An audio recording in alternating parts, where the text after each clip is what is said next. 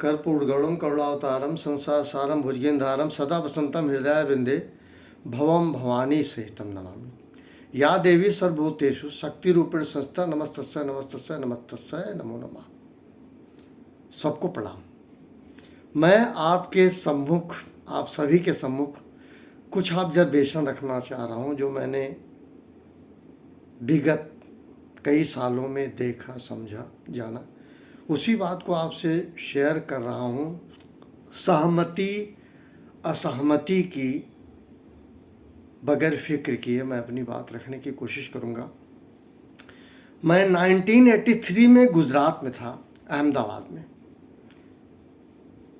मुझे वहाँ कुछ दिन रहने का मौका मिला। इसके बाद कालांतर में कई बार हम गुजरात गए, पूरे गुजरात परिक्षेत्र में, बड़ौदा, सूरत, अहमदाबाद और अन्य जगह। वहाँ से मैंने व्यक्तिगत जीवन की एक बात सीखी। पता नहीं गुजरात के लोग मेरे से सहमत हैं या नहीं हैं। पहला, जब किसी लड़का लड़की का शादी तय होता है तो लड़का लड़की एक साथ 6 महीने साल भर दोनों रहते हैं, साथ रहते हैं। याद रखिएगा, यहाँ कहीं पाप की गुंजाइश नहीं है।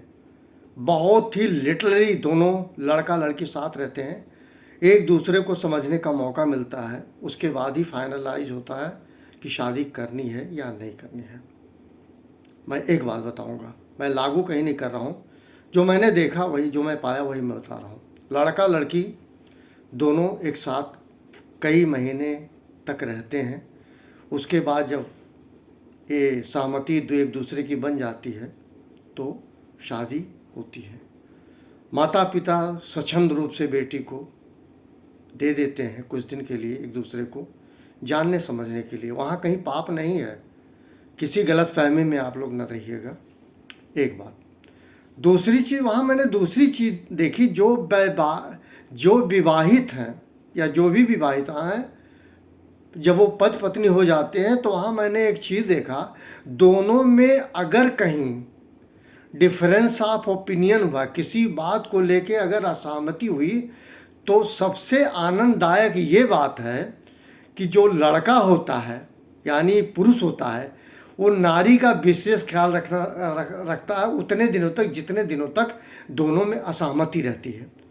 दूसरा, पत्नी का त्याग देखिए। पत्नी उसके पसंद का ही भोजन बनाएगी और एक पर्ची डाल देती थी कि ये बना है, कुछ और चाहिए वो भी बता दीजिए। और क्या गजब संबंध था प्यारे। चूल्हा सबसे बढ़िया तभी जलता था जब पति पत्नी में असहमति होती थी, दोनों में किसी वजह से वैचारिक मतभेद होते थे, तो बढ़िया खाया पिया जाता था। पति पत्नी दोनों खाते पीते थे और एक दूसरे का बहुत अच्छा ख्याल रखते थे। यहाँ there is an inverse relationship between husband and wife, but regarding responsibility. कितनी बढ़िया बात है। एक दूसरे से पूछा नहीं जाएगा कि क्या बनना है क्या नहीं बनना, लेकिन पत्नी द्वारा विशेष ख्याल रखा जाता है पति के लिए, क्योंकि उसके पीछे जो मैं समझता हूँ, जो साल 6 महीने दोनों पत्नी एक दूसरे, लड़का लड़की एक दूसरे के साथ रहते हैं, समझ चुके होते हैं कि लड़के की क्या पसंद है और उस लड़की का क्या पसंद है। कितना अच्छा संबंध है। मैं कापड़िया गेस्ट हाउस में रहता था, जिसको न्यू अहमदाबाद भी कह सकते हैं।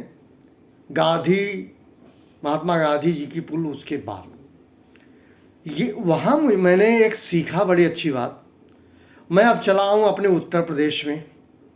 उत्तर प्रदेश में पूर्वांचल में पति पत्नी सर फोड़ देते एक दूसरे का। पत्नी तो नहीं फोड़ती थी, पति ही फोड़ता था पत्नी के सर। उसके बावजूद दोनों बढ़िया भोजन करते थे और रात में साथ सोते थे। ये जो कर्कश होता था, कलह होता था, आज चूंकि इस समय श्राद्ध चल रहा है, माता पिता को याद करने का, उनको याद करने का, जो इस दुनिया में नहीं है। अगर सीख सको तो सीखो। कलह का, आपस में वैचारिक मतभेद का किचन पे कोई असर ना पड़े तब तो आप काबिल हैं। नहीं तो मैं तो कहूँगा, व्यक्तिगत रूप से कहूँगा, किसी को बुरा नहीं मानना चाहिए, ये अच्छी बात कहीं से नहीं है। मैंने गुजरात का इसलिए उदाहरण दिया। हमने अपने उत्तर प्रदेश में देखा, मैं किसी और पे नहीं जाऊंगा, मैं अपनी पर्सनल बात कर रहा हूँ। मेरे पिताजी चुंगी में थे, 12 घंटा दिन, कभी 12 घंटा रात, कभी 12 घंटा दिन, कभी 12 घंटा रात, और वो पूरी रात जागरण करके अखबार लेते हुए, जलेबी लेते हुए आते थे, पूरी रात्रि जागते हुए। लेकिन उसका असर बच्चों पे कभी नहीं पड़ता था। केवल एक छोटा सा असर तब होता था जब उनका बैरियर बदल जाया करता था, जिसमें कुछ ज़्यादा ट्रकें आती जाती थी, उनका आवागमन होता था, तो उससे उनके काम पे डिस्ट्रेस होता था, तो थोड़ा थक जाते थे। लेकिन उसका असर बच्चों पे नहीं पड़ता था। आजकल क्या हुआ, बड़ा बढ़िया है, पति से थोड़ा हुआ, बच्चों पे वो रिएक्शन। क्योंकि वो करे क्या, क्योंकि सेंस नहीं, दिमाग है ही नहीं है। बात हुई है किसी और से, उसका ट्रांसफ़र कहीं और हो रहा है। इसको किस तरह से मानूं? ये तो मैंने गिफिन का एक पैराडॉक्स पढ़ा था कि एक रिक्शावान की बीवी जो है घर में बैठी पतीला चढ़ाई थी, गर्म पानी हो रहा था, वो सोची अपना उसका पति चावल दाल लेके आएगा तो खाना बनेगा, खाएंगे। उसका पति इसके पहले रिक्शा चलाता था, चौराहे पे ट्रैफिक पुलिस द्वारा पीट जाता है। उसको बहुत गुस्सा आता है, वो जाता है होटल में और दाल फ्राई करवा के बढ़िया खाना खा के, और यही नहीं करता, वो शराब भी पी लेता है। क्योंकि उसको पुलिस वाले ने मारा था, उसका रिएक्शन कहाँ जाए। वो जाता है घर, गुस्से में रहता है चूँकि पुलिस वाले ने मारा था। अननेसेसरी उसने अपनी पत्नी को पीट दिया।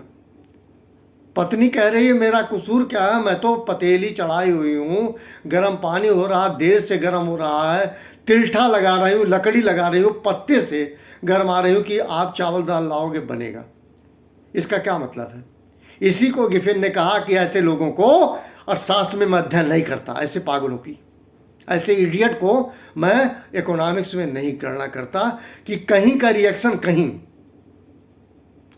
हम पता चला हमको पुलिस ने पीटी और मैं उसका गुस्सा अपनी पत्नी पे नाजायज तरीके से उतार रहा हूँ, जबकि वो बिस्तर बिछाई है, लोटा का पानी रखी है, पतीली चढ़ाई है कि मेरा पति आएगा, खाना बनेगा, कमा के आएगा और दोनों खा के आराम से चैन से सो जाएंगे।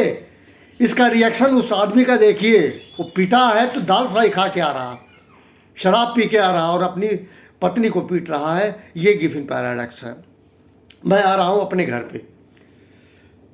मेरे फादर से कई बार वैचारिक मतभेद होते थे, क्योंकि आत्मसम्मान के आदी थे, सेल्फ रिस्पेक्ट के आदमी। हमेशा उन्होंने आत्मसम्मान को नहीं खोया, झुका नहीं, कभी नहीं झुका, किसी भी परिस्थिति में नहीं झुका, चाहे जो हो। और कई बार वैचारिक मतभेद होता, सब कुछ होता था, लेकिन अपने माता पिता को मैंने कभी इसका प्रभाव व्यक्तिगत जीवन में पड़ते नहीं देखा। कला होने के बावजूद वर्तमान परिस्थिति बदल चुकी है। लोग अपनी पत्नी को या पत्नी के नाजायज बातों को इसलिए मानते हैं ताकि क्या होगा, शाम तो होगी, गोदिल होगी, सूर्य डूबेगा, रात कैसे कटेगी, ये अंदाज है। इस अंदाज से लोग उसकी गलत बातों की स्वीकार्यता लेते हैं। इसको मैं क्या मानूं? ये मर्द की निशानी नहीं है। अपने अगर सेल्फ रिस्पेक्ट को नहीं बचा सकते तो याद रखिएगा, यही आपका संतान करेगा, वो भी अपने सेल्फ रिस्पेक्ट को नहीं बचाएगा। मैं किस तरह से कहना चाह रहा हूँ, सिर्फ इतना चाह रहा हूँ, मेरा ऑब्जर्वेशन है कि वैचारिक मतभेद तो हो सकते हैं, लेकिन इसका सामाजिक उत्तरदायित्व पे प्रभाव नहीं पड़ना चाहिए। क्योंकि ऐसा हमेशा नहीं होता फॉरएवर कि आप सब बात कहें वो बात मानी जाए, या पत्नी सब बात कहे वो बात मानी जाए, या पुत्र सब कहे वो बात मानी जाए, पुत्री सारी बातें कहे वो बात मानी जाए। ऐसा संभव कदापि नहीं है। इष्ट देव में भी अगर जाएंगे तो बहुत सारी बातें पार्वती की शंकर भगवान ने नहीं मानी, और कई तरह से जिसकी गणना की जाती है, जिसको आप सोमवार को जाते हैं पूजा करने, जल चढ़ाने जाते हैं प्यारे। इन्हीं शब्दों के साथ थैंक यू वेरी मच। ये मेरा कार्य कहीं पर्सनल अटैक किसी को करने को नहीं है। जो मैंने ऑब्जर्वेशन किया है वही आपके सामने रखा। सबको प्रणाम।